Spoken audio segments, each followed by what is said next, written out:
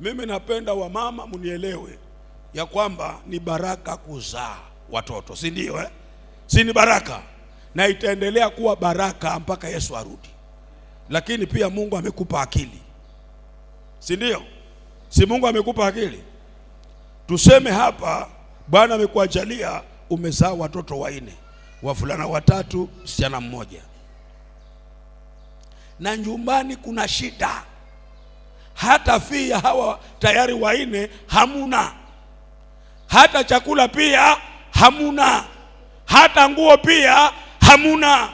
Hata mahali pa kulala pia hamuna. Si utia akili hapo? Mtu mwenye akili atasema na kushukuru Mungu hawa watoto ulinipa basi. Amen. Wanasikizana na mume wake, hatutaongeza tena. Hatutaongeza. Ni wenye akili, lakini maana kwa nini unafikiri Mungu hakupatia akili? Alikupa akili. Hatutaongeza tena hapa. Kwa nini? Tuwale hawa, tuwasomeshe hawa, Bwana tusaidie na hawa.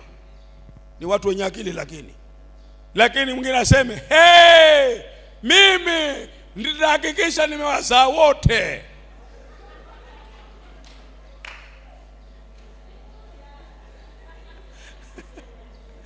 Nataka nikwambie Pastor Chai, watu kama hao hawataacha kukutanika ama kuenda ofisi ya MCA ama ya MP. Hao hawataacha hao.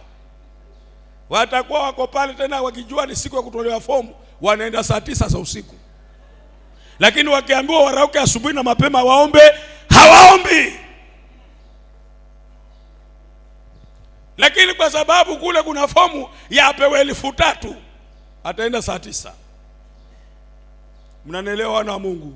Nimekuambia tuzui kuzaa, hata tunataka tuzae na tuzae na tuzae. Tuendelee kuzaa mpaka tuijaze dunia. Haleluya.